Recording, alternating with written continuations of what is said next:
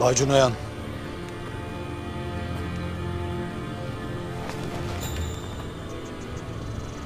Bacı Noyan, emrinizdeyim.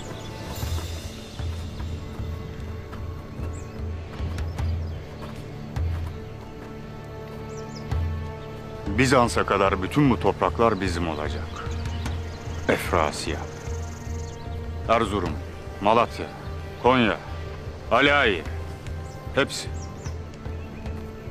Hepsinin ticaretinden payını almak istersin değil mi? Ben tüccarım. Elbette isterim. Hem de fazlasıyla. Hayal bile edemeyeceğin kadar fazla kazanacaksın. Ama önce seninle işimiz var. Efrasya. Kayılarla Dodurgalılara hayatlarında görmedikleri zulmü yaşatacağız. Madem ki Ertuğrul elimizden kaçtı, madem ki onu bulamıyoruz, o halde o bizim peşimize düşecek. Dizlerime kapanıp beni öldür diye yalvaracak. Emrinize hazırım Bacı Noyan.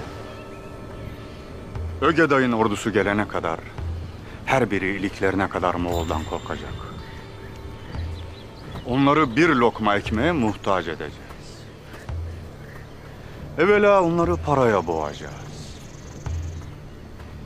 Sonra her biri perişan olacak. Alt besleyecek kuvvetleri kalmayacak. Acem kulunuz çok maharetlidir. Başınızı öne eğmeyecek. O halde harekete geçesin. Sınırlarına girene kadar askerlerimiz sana eşlik etsin.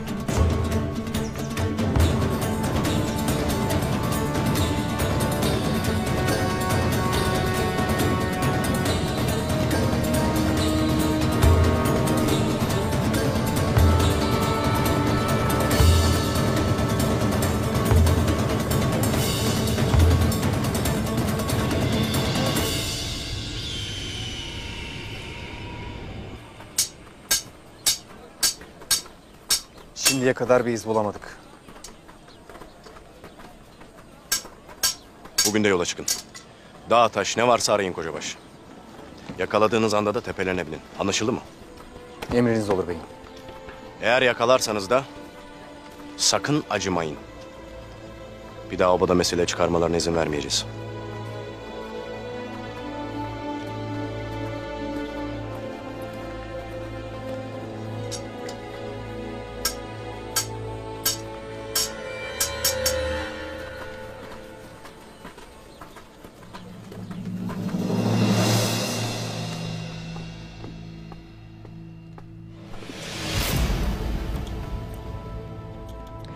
Bu otağda gün ağarırken, gün batarken yemekler yenir. Bu yemekleri gelinler hazır eyler. Ben erimin olmadığı yemekleri zehir bilirim. Onsuz yemek hazırlamayı zor kabul ederim. Yüzünü dön bana. Bana yüzünü dön dedim. Halime, benim sabrımı zorlama. Bir tek senin kocan mı acı çekti? Ha? Bir tek sen mi yaralısın? Nice hatun erini şehit verdi. Turgut Aykız'ını kaybetti. Hiçbiri senin kadar mızmızlanmadı. Benim erim canını feda ettiği obasının anası tarafından kovuldu. Ölüme terk edildi. Onu sürgün eden anası değildi. Onu sürgün eden Kayıboyun'un hatunu Hayme Hatun'du. O senin kocan da değil. O Kayıboyun'un alpi Ertuğrul'du.